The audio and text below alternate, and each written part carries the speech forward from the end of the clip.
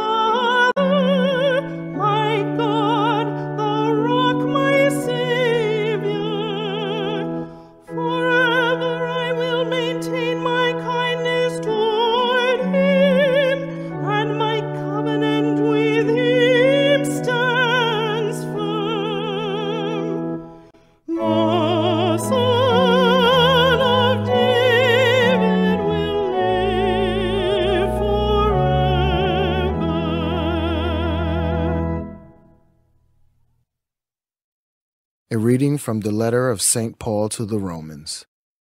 Brothers and sisters, it was not through the law that the promise was made to Abraham and his descendants that he would inherit the world, but through the righteousness that comes from faith. For this reason, it depends on faith, so that it may be a gift, and the promise may be guaranteed to all his descendants, not to those who only adhere to the law, but to those who follow the faith of Abraham, who is the father of all of us. As it is written, "I have made you father of many nations." He is our father in the sight of God, in whom he believed, who gives life to the dead and calls into being what does not exist. He believed, hoping against hope, that he would become the father of many nations, according to what was said, "Thus shall your descendants be." That is why it was credited to him as righteousness. The word of the Lord.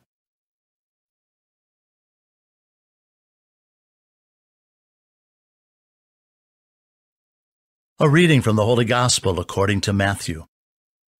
Jacob was the father of Joseph, the husband of Mary. Of her was born Jesus, who is called the Christ. Now this is how the birth of Jesus Christ came about. When his mother Mary was betrothed to Joseph, but before they lived together, she was found with child through the Holy Spirit. Joseph, her husband, since he was a righteous man, yet unwilling to expose her to shame, decided to divorce her quietly.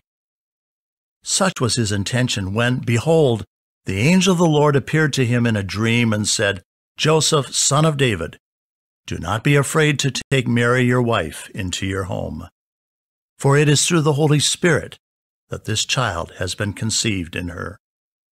She will bear a son, and you are to name him Jesus, because he will save his people from their sins. When Joseph awoke, he did as the angel of the Lord had commanded him, and took his wife into his home. The Gospel of the Lord.